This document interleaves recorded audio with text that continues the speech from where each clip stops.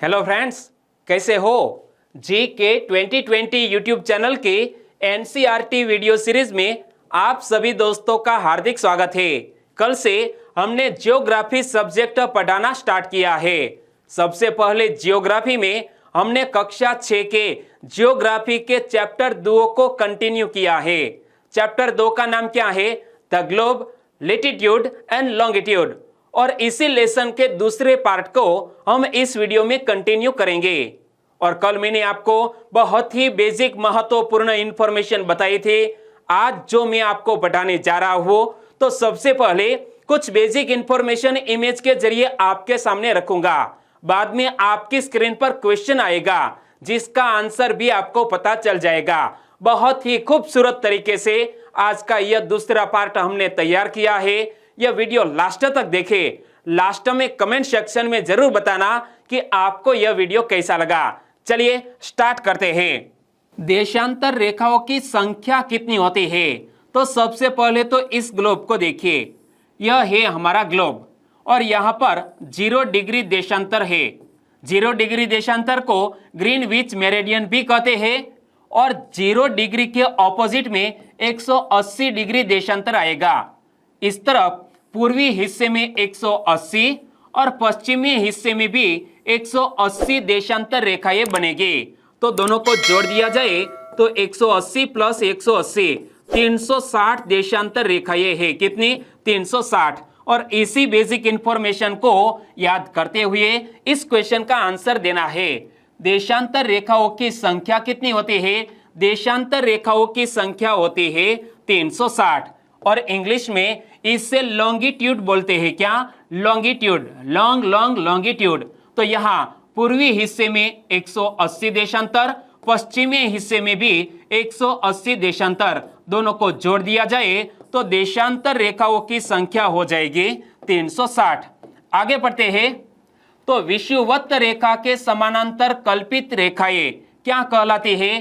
तो सबसे पहले यहां ग्लोब को देखिए। यह है विषुवत रेखा। विषुवत रेखा के समानांतर यह कल्पित रेखाएं क्या कहलाती है? यह कल्पित रेखाएं कहलाती है अक्षांश रेखाएं। क्या? अक्षांश रेखाएं। तो चलिए इस क्वेश्चन का आंसर दीजिए। विषुवत रेखा के समानांतर कल्पित रेखाएं क्या कहलाती है? विषुवत रेखा के समानांतर कल्पित रेखाएं अक्षांश रेखाएं कहलाती है। ग्लोब के जरिए मैंने आपको समझाया। यह 0 डिग्री अक्षांश यानी कि इसे इंग्लिश में इक्वेटर बोलते हैं, जिसके समानांतर यह कल्पित रेखाएं जो मैंने खींची इसे बोलते हैं अक्षांश रेखाएं। क्या? अक्षांश रेखाएं। आगे बढ़ते हैं। पृथ्वी के उत्तरी ध्रुव एवं दक्षिणी ध्रुव को मिलाने वाली रेखाएं क्या कहलाती है? पृथ्वी के यह है उत्तरी ध्रुव यानी कि नॉर्थ पोल, और यहां पर है साउथ पोल यानी कि दक्षिणी ध्रुव। दोनों को मिलाने वाली यह कल्पित रेखाएं क्या कहलाती है? यह कल्पित रेखाएं कहलाती है देशांतर रेखाएं। क्या? देशांतर रेखाएं। तो बताइए इस क्वेश्चन का आंसर। पृथ्वी के उत्तरी ध्रुव एवं दक्षिणी ध्रुव को मिलाने वाली रेखाएं क्या कहलाती है? यह रेखाएं कहलाती है देशांतर रेखाएं। क्या? देशांतर रेखाएं। और अंतरराष्ट्रीय रेखा और इसी तरह दोस्तों प्राइम मेरिडियन भी एक शब्द आएगा, उनके बारे में हम आगे पढ़ेंगे। प्रधान मध्याह्न रेखा की बात करते हैं। क्या? प्रधान मध्याह्न रेखा।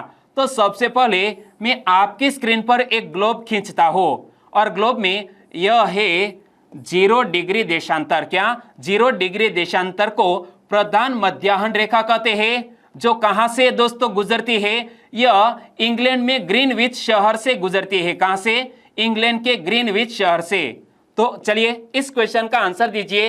प्रधान मध्याह्न रेखा किस स्थान से होकर गुजरती है? पहले तो यहां ग्लोब में देखिए कि यह है प्राइम मेरिडियन, और प्राइम मेरिडियन यहां यूरोप में ग्रीनविच शहर से होकर गुजरती है। तो बताइए इस क्वेश्चन का आंसर क्या आएगा? प्रधान मध्याह्न रेखा किस स्थान से होकर गुजरती है?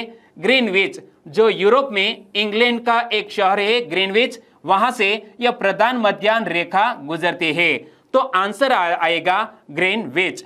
आगे बात करें तो ग्रीनविच रेखा से तात्पर्य है, ग्रीनविच रेखा से तात्पर्य क्या है? यहां मैंने आपको हाल ही में क्वेश्चन में बताया कि ग्रीनविच रेखा किसे बोलते हैं? 0 डिग्री देशांतर को ग्रीनविच रेखा कहते हैं, इंग्लिश में प्राइम मेरिडियन कहते हैं, जिसे प्रमुख याम्योत्तर भी कहा जाता है। क्या? यह 0 डिग्री देशांतर को प्रमुख याम्योत्तर भी कहा जाता है। देशांतर और याम्योत्तर दोनों एक ही समान शब्द है। ओके, तो पांचवा क्वेश्चन, ग्रीनविच रेखा से तात्पर्य है 0 डिग्री अक्षांश रेखा, 0 डिग्री देशांतर रेखा, 180 डिग्री पूर्वी देशांतर रेखा या 180 डिग्री पश्चिमी देशांतर रेखा। तो मैंने आपको ग्लोब में बताया कि 0 डिग्री देशांतर को ग्रीनविच रेखा से तात्पर्य है। यहां इमेज में आप देख सकते हैं ग्लोब में, यह है 0 डिग्री देशांतर, इसे बोलते हैं ग्रीनविच रेखा। ओके, पृथ्वी 1 घंटे में कितना देशांतर घूम लेती है? बहुत ही सिंपल सा क्वेश्चन है कि पूरे पृथ्वी को एक चक्कर काटने में 24 घंटे लगते हैं, यानी कि 24 घंटे में 360 डिग्री देशांतर घूम लेती है हमारी पृथ्वी। तो 360 को 24 से डिवाइड करना होगा, तो डिवाइड करने से हमें आंसर क्या मिलेगा? आंसर मिलेगा 15 डिग्री, यानी कि पृथ्वी 1 घंटे में कितना देशांतर घूम लेती है? 15 डिग्री देशांतर घूम लेती है। अब आंसर आपको पता चल जाएगा कि पृथ्वी 1 घंटे में कितना देशांतर घूम लेती है। पृथ्वी 1 घंटे में 15 डिग्री देशांतर घूम लेती है। और दक्षिणी ध्रुव का अक्षांश, पहले तो दक्षिणी ध्रुव कहां पर है? दक्षिणी ध्रुव को इंग्लिश में बोलते हैं साउथ पोल, और यहां पर है इक्वेटर। इक्वेटर 0 डिग्री अक्षांश को इक्वेटर कहते हैं, और इक्वेटर से यहां साउथ पोल में यहां 90 डिग्री का एंगल बनता है। कितने? 90 डिग्री का एंगल। तो दक्षिणी ध्रुव का अक्षांश कितना है? 90 डिग्री है। तो बताइए इस क्वेश्चन का आंसर। दक्षिणी ध्रुव का अक्षांश है, दक्षिणी ध्रुव का अक्षांश है क्या? 90 डिग्री दक्षिणी ध्रुव का अक्षांश है। कर्क रेखा कहां से गुजरती है? हमारे पृथ्वी पर कर्क रेखा किन किन देशों से गुजरती है, यहां मैं आपको मैप के जरिए समझाऊंगा। तो यह है कर्क रेखा, 23.5 डिग्री नॉर्थ को कर्क रेखा कहते हैं, इंग्लिश में ट्रॉपिक ऑफ कैंसर। और जो किन किन देशों से गुजरती है, तो यहां पर है मैक्सिको, यहां पर है बहमास, यहां पर है Mali, Niger, Libya, Egypt, Saudi Arabia, India, Myanmar और बांग्लादेश एवं चाइना से यह ट्रॉपिक ऑफ कैंसर गुजरती है, यानी कि कर्क रेखा गुजरती है। तो यहां एक क्वेश्चन अब आपकी स्क्रीन पर है, और इस क्वेश्चन का आंसर आपको बताना है कि कर्क रेखा कहां से नहीं गुजरती है, किस देश से कर्क रेखा नहीं गुजरती है, वो हमें यहां ढूंढना है। तो म्यांमार, म्यांमार से यह कर्क रेखा गुजरती है, यहां पर है म्यांमार। नेपाल, तो यहां पर कर्क रेखा से थोड़ा ऊपर रह जाता है, यहां है नेपाल। क्या? यह है नेपाल। तो नेपाल से कर्क रेखा नहीं गुजरती है, तो हमारा आंसर बन जाएगा ऑप्शन बी, नेपाल। बांग्लादेश एवं चीन दोनों देशों से कर्क रेखा गुजरती है। एक बार फिर से सभी देशों का नाम हम याद कर लेते हैं। Mexico, Bahamas, Mauritius, Mali, Niger, Algeria, Libya, Egypt, Saudi Arabia, India, China, Bangladesh, Myanmar से यह कर्क रेखा गुजरती है। आगे बात करें तो इसी पैटर्न का एक और क्वेश्चन है, भूमध्य रेखा। भूमध्य रेखा को इक्वेटर भी कहते हैं और विषुवत रेखा भी कहते हैं। 0 डिग्री अक्षांश को बोलते हैं विषुवत रेखा, जिसे बोलते हैं भूमध्य रेखा। और दिन तथा रात एक समान होते हैं यहां पर। क्या? दिन तथा रात यहां पर भूमध्य रेखा पर एक समान होते हैं, और भूमध्य रेखा ही पृथ्वी को उत्तरी गोलार्ध और दक्षिण गोलार्ध में बांटती है। और यहां पर दिन और रात एक समान कब होते हैं? 23 सितंबर को। कब? 23 सितंबर को, जिसे शरद विषुव भी कहा जाता है। तब यहां पर विषुवत रेखा पर दिन एवं रात एक समान होते हैं। कब? 23 सितंबर को। और इसी तरह 21 मार्च को भी यहां दिन और रात एक समान होते हैं, और 21 मार्च को बसंत विषुव कहा जाता है। क्या कहा जाता है? बसंत विषुव। और यहां पर है कर्क रेखा। कर्क रेखा पर 21 जून को दिन एवं रात एक समान होते हैं, जिसे कर्क संक्रांति कहते हैं। और यहां पर है मकर रेखा। मकर रेखा पर 22 दिसंबर को, कब? 22 दिसंबर को दिन और रात एक समान होते हैं, तो इसे बोलते हैं मकर संक्रांति। ओके, चलिए इस क्वेश्चन का आंसर बताइए। यहां पर दिन तथा रात एक समान होते हैं। किस रेखा पर दिन एवं रात एक समान होते हैं? विषुवत रेखा पर। तो हमारा आंसर बन जाएगा विषुवत रेखा। विषुवत रेखा को भूमध्य रेखा भी कहा जाता है, तो आंसर बन जाएगा ऑप्शन सी, भूमध्य रेखा।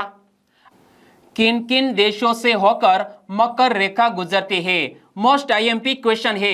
किन किन देशों से होकर मकर रेखा गुजरती है? तो पहले तो यहां इस मैप को देखिए।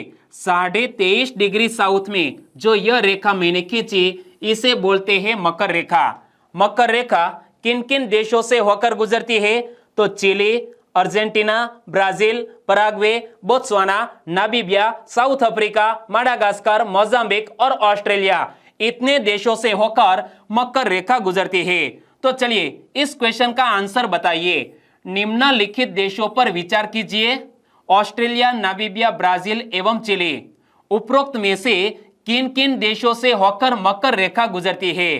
तो मैंने आपको हाल ही में बताया कि मकर रेखा किन किन देशों से गुजरती है। ओके, तो यहां पर सबसे पहले है ऑस्ट्रेलिया। ऑस्ट्रेलिया से मकर रेखा गुजरती है। दूसरा है नामीबिया, तो यहां पर है नामीबिया। तीसरा है ब्राजील, तो यहां पर है ब्राजील। और चौथा है चिली, तो यहां पर है चिली। यह चारों देशों से मकर रेखा गुजरती है, तो हमारा आंसर बन जाएगा ऑप्शन डी, 1, 2, 3 और 4। भूमध्य रेखा किस देश से होकर गुजरती है? यह बात बहुत ही सिंपल है। मैं मैप के जरिए आपको समझाऊंगा कि भूमध्य रेखा को इंग्लिश में इक्वेटर कहते हैं। और इक्वेटर पर कौन कौन से देश बसे हुए हैं? तो यहां पर है Ecuador, Colombia, Brazil, Republic of Congo, Gabon, Uganda, Kenya, Somalia और इंडोनेशिया। यह सभी देश भूमध्य रेखा पर बसे हुए हैं। और इसी इंफॉर्मेशन को याद रखते हुए हमें इस क्वेश्चन का आंसर देना है।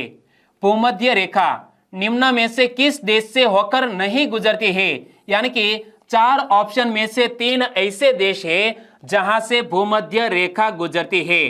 तो केन्या, बिल्कुल सही बात, केन्या से भूमध्य रेखा गुजरती है। इंडोनेशिया से भी भूमध्य रेखा गुजरती है। और ब्राजील से भी यह भूमध्य रेखा गुजरती है। लेकिन मैक्सिको से यह भूमध्य रेखा नहीं गुजरती है। तो हमारा आंसर बन जाता है ऑप्शन बी। और बृहत्त वृत्त का उदाहरण मैं आपको बताऊं तो बृहत्त वृत्त किसे बोलते हैं? 0 डिग्री अक्षांश को कहते हैं बृहत्त वृत्त। यानी कि 0 डिग्री अक्षांश को बृहत्त वृत्त कहा जाता है। तो इस क्वेश्चन का आंसर दीजिए। निम्नलिखित में से कौन सा बृहत्त वृत्त का उदाहरण है? तो भूमध्य रेखा 0 डिग्री अक्षांश या तो इक्वेटर, इसे हम बृहत्त वृत्त का उदाहरण कह सकते हैं। क्या? भूमध्य रेखा। Tropic of cancer, tropic of cancer को हिंदी में कर्क वृत्त कहते हैं। क्या कहते हैं? कर्क वृत्त। तो ट्रॉपिक ऑफ कैंसर कहां पर है? तो यह है 0 डिग्री यानी कि इक्वेटर। इक्वेटर से यहां 23.5 डिग्री उत्तरी गोलार्ध में जो यह एंगल बनता है, यहां पर बनी हुई यह रेखा जिसे कर्क रेखा कहते हैं, यानी कि ट्रॉपिक ऑफ कैंसर। तो इसी इंफॉर्मेशन के जरिए आपको आंसर देना है कि ट्रॉपिक ऑफ कैंसर निम्न में से क्या है। ट्रॉपिक ऑफ कैंसर 23.5 डिग्री उत्तरी अक्षांश रेखा है। क्या? 23.5 डिग्री उत्तरी अक्षांश रेखा, इसे बोलते हैं ट्रॉपिक ऑफ कैंसर। हिंदी में बोले तो कर्क रेखा। आगे बात करें तो एक देशांतर से दूसरे देशांतर के बीच समय अंतराल कितना होता है? यह है देशांतर और यह है दूसरा देशांतर। तो एक देशांतर से दूसरे देशांतर के बीच समय अंतराल कितना होता है? तो देशांतर की संख्या कितनी है? 360 है देशांतर की संख्या। और एक दिन में 24 घंटे होते हैं। तो 360 को 24 से डिवाइड किया जाए तो इसी तरह आंसर आएगा। यानी कि हमारी जो पृथ्वी है वो 1 घंटे में कितना डिग्री घूम लेती है? 15 डिग्री घूम लेती है। 1 घंटे में कितने मिनट आएगा? तो 1 घंटे में 60 मिनट आएगा। यानी कि 60 को 15 से डिवाइड किया जाए तो इसी तरह हमें आंसर मिल जाएगा 4। यानी कि यह दोनों देशांतर के बीच समय अंतराल कितना होता है? 4 मिनट का होता है। तो बताइए इस क्वेश्चन का आंसर। एक देशांतर से दूसरे देशांतर के बीच कितना समय अंतराल होता है? एक देशांतर से दूसरे देशांतर के बीच 4 मिनट का समय अंतराल होता है। आगे बात करें तो दो अक्षांश रेखाओं के बीच की दूरी, दो अक्षांश रेखाओं के बीच की दूरी कितनी होती है? तो यह है 0 डिग्री। यहां से 1 डिग्री पर मैंने एक रेखा खींची तो दोनों के बीच की जो यह दूरी है, दोनों अक्षांश रेखाओं के बीच की जो यह दूरी है वो होती है 111 किलोमीटर। कितनी? 111 किलोमीटर। कल ही मैंने आपको बताया था। तो बताइए इस क्वेश्चन का आंसर। दो अक्षांश रेखाओं के बीच की दूरी लगभग कितनी होती है? 111 किलोमीटर की होती है। 111 किलोमीटर। और यहां मैं देशांतर की बात करूं तो देशांतर की दूरी यहां नॉर्थ पोल और साउथ पोल पर देशांतर की दूरी होती है 0 किलोमीटर। लेकिन सबसे अधिकतम दूरी यहां विषुवत रेखा पर होती है, यानी कि इक्वेटर पर होती है। कितनी होती है? 111.321 किलोमीटर की दूरी होती है। चलिए अब देशांतर की ही बात करें। दो देशांतर के बीच सबसे अधिक दूरी की भी बात कर ले तो सबसे पहले आपकी स्क्रीन पर यह है ग्लोब, और ग्लोब में यह हमारी पृथ्वी को दो हिस्सों में बांटने वाला यह मैंने जो रेखा खींची इसे बोलते हैं इक्वेटर, यानी कि 0 डिग्री अक्षांश। और यहाँ पर नॉर्थ पोल और साउथ पोल को जोड़ने वाली यह काल्पनिक रेखाएं इसे बोलते हैं देशांतर रेखाएं। तो यहाँ देशांतर रेखाओं की सबसे अधिक दूरी कहाँ पर होती है? विषुवत रेखा पर होती है। और जब जब हम नॉर्थ पोल या साउथ पोल की ओर बढ़ते जाएंगे तब तब यह दूरी घटती जाएंगी। तो सबसे अधिक दूरी कहां पर होती है? इसी के आधार पर आपको आंसर देना है कि परस्पर दो देशांतर के बीच की दूरी सबसे अधिक कहां पर होती है? परस्पर दो देशांतरों के बीच सबसे अधिक दूरी होती है विषुवत रेखा पर। कहां पर? विषुवत रेखा पर, यानी कि इक्वेटर पर। और उत्तर और दक्षिण ध्रुवों के बीचों बीच पृथ्वी के गिर्द घूमने वाली काल्पनिक रेखा को क्या कहते हैं? तो यहां पर है उत्तरी ध्रुव, यहां पर है दक्षिणी ध्रुव, और दोनों के बीचों बीच पृथ्वी के गिर्द घूमने वाली यह काल्पनिक रेखा को क्या कहते हैं? इसे बोलते हैं विषुवत वृत्त, यानी कि विषुवत रेखा। तो इसी इंफॉर्मेशन के जरिए आपको आंसर बताना है। विषुवत रेखा क्या है? विषुवत रेखा क्या है? उत्तर और दक्षिण ध्रुवों के बीचों बीच पृथ्वी के गिर्द घूमने वाली काल्पनिक रेखा इसे बोलते हैं विषुवत रेखा। और अब अफ्रीका की लिम्पोपो नदी के बारे में भी आज आपको बता दो कि अफ्रीका की लिम्पोपो नदी एक ऐसी नदी है जो मकर रेखा को 2 बार काटती है। क्या? यह है लिम्पोपो नदी। कहां पर है? अफ्रीका में। यह लिम्पोपो नदी मकर रेखा को 2 बार काटती है। तो इसी के आधार पर कई बार एग्जामिनेशन में क्वेश्चन पूछ लिया जाता है, अफ्रीका की कौन सी नदी मकर रेखा को 2 बार काटती है? अफ्रीका की यह एक ऐसी नदी है जो मकर रेखा को 2 बार काटती है। नदी का नाम है लिम्पोपो नदी। क्या? लिम्पोपो नदी अफ्रीका की ऐसी नदी है जो मकर रेखा को 2 बार काटती है। आगे बात करें तो 180 डिग्री देशांतर रेखा जिसे अंतरराष्ट्रीय दिनांक रेखा कहते हैं, इंग्लिश में बोले तो इंटरनेशनल डेट लाइन कहते हैं। किसे? 180 डिग्री देशांतर रेखा को, जो बिल्कुल 0 डिग्री के ऑपोजिट में होती है। तो इस क्वेश्चन का आंसर बताइए। निम्नलिखित में से अंतरराष्ट्रीय दिनांक रेखा कौन सी है? 180 डिग्री देशांतर रेखा को इंटरनेशनल डेट लाइन यानी कि अंतरराष्ट्रीय दिनांक रेखा कहते हैं, जिसके आधार पर कौन से देश में संडे है या मंडे है वो तय किया जाता है। उपोषण उच्च दाब के कटिबंधों को अश्व अक्षांश कहते हैं। इनके पीछे एक जो स्टोरी है वो मैं आपको बताता हूं। उत्तरी अटलांटिक महासागर की कर्क रेखा वाली शांत पट्टी को अश्व अक्षांश कहते हैं, क्योंकि घोड़ों से लदे पाल वाली जहाज पश्चिमी द्वीप समूह तथा न्यू इंग्लैंड के बीच यानी कि अटलांटिक महासागर के पूर्वी तट पर शांत पट्टी में पड़ जाते थे और वहां बहुत दिनों तक रह जाते थे। अतः बोझ को हल्का करने के लिए वे घोड़ों को पानी में फेंक देते थे। इसे बोलते हैं अश्व अक्षांश। तो चलिए इस क्वेश्चन का आंसर बताइए। उपोषण उच्च दाब के कटिबंधों को क्या पुकारते हैं? इसे पुकारते हैं अश्व अक्षांश, जिसकी स्टोरी मैंने आपको बताई। और वीडियो दोस्तों आपको कैसा लगा? हेल्पफुल लगा? वाकई में अच्छा लगा? बेसिक इंफॉर्मेशन जो मैंने आपको समझाई वो आपको समझ में आई तो इस वीडियो को लाइक कीजिए और आपके दोस्तों को फेसबुक, व्हाट्सएप या टेलीग्राम के जरिए इस वीडियो की लिंक शेयर करना मत भूलिएगा। बस इसी तरह जियोग्राफी के अगले पार्ट में फिर मिलेंगे। तब तक के लिए टेक केयर एंड जय हिंद।